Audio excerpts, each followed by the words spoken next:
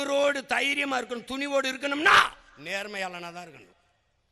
நேர்மையாளனாக இருந்தால் உனக்கு தானாக திமிரும் துணிவும் வீரமும் வந்துடும். எதுக்கு பயப்படணும்?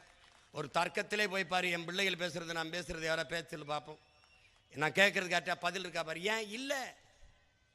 ஏன் ஏன் அவர்களுக்கு அரசியல் இல்லை? எங்கள்கிட்ட இருக்கு. எங்க பிள்ளைகள் தர்க்கத்தில் சிறப்பா இருக்கிறார்கள். அவர்கள் கேட்கறது கேட்ட பதில் இல்லை. இந்த நாட்டில், இந்த நிலத்தில், இந்த மண்ணுக்கும் மக்களுக்கும் இருக்கிற பிரச்சனைகள் எல்லாம் நீங்கள் தந்தது. அந்த பிரச்சனைகளை தீர்ப்பதற்காகவே நாங்கள் வந்தது. 2 பேருக்கு தான் சண்டை. நான் வந்து அதை செய்வேன்னு சொல்றதுக்கு இங்க யாருக்கும் தகுதி இல்லை. ஏன் வந்தபோது ஏன் செய்யலைங்கிற கேள்வி உடனே வந்துருது. இப்ப இன்னொருத்தர் வந்திருக்காரு, அவருக்கு எதுக்கு வந்தோம்னே அவருக்கே தெரியல. அவருக்கே தெரியல. அவர் ஆமா சின்ன எதுன்னு கேட்டா முகம்ன்றவல எப்படி இருக்கு? ஐயோ ஐயோ, அறிவு சமூகமே, ஆன்றோரும் சான்றோரும் இருந்து அரசியல் செஞ்சது. ஞானி அடிகளார், நம்ம பாட்டி அப்பத்தா அஞ்சலை அம்மாள், நம்முடைய பாட்டங்க தாத்தங்க எல்லாம் பாரு. அத்திப்பாக்க வெங்கடாசல நாயக்கர்,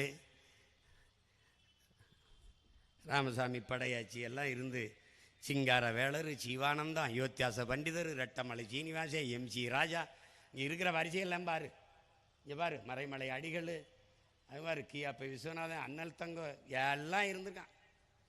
இது இடம்பத்தில் கொஞ்சம், திருச்சியில் நிறைய வச்சுருந்தோம், அதுலேயுமே இடம்பத்தில் 5000-10,000 பேர் இருக்கான். என்னை எங்கள் அப்பன், என் தாத்தன்.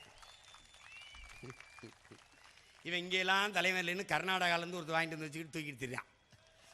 பைத்தியக்காரப்பில் ஒரு கோட்பாடு தானடா மான தமிழ் மக்களுக்கு. தகப்பனையும் தலைவனையும் கடன் வாங்கக்கூடாதுடா. மானமுள்ள ஒருத்தன் தகப்பன் பெத்தவனா இருக்கணும், தலைவன் தன் ரத்தவனா இருக்கணும்டா. கோட்பாடு வகுத்து நிக்கணும்டா. உடலினை உறுதி செய், கொள்கை வகுத்தினில், அறிவை விரிவாக்கு, கொள்கை வகுத்தினில் கூடி செயல் செய்ய பழகுங்கிறார். அறிவை விரிவாக்கி கொள்கை வகுத்திருக்கணும். என்ன கொள்கை? தகப்பன் பெத்தவனாக இருக்க வேண்டும், தலைவன் என் ரத்தவனாக இருக்க வேண்டும். என் மொழி புரியாதவன் எனக்கு இறைவனாக இருக்க முடியாது, என் வழி உணராதவன் எனக்கு தலைவனாக இருக்க முடியாது,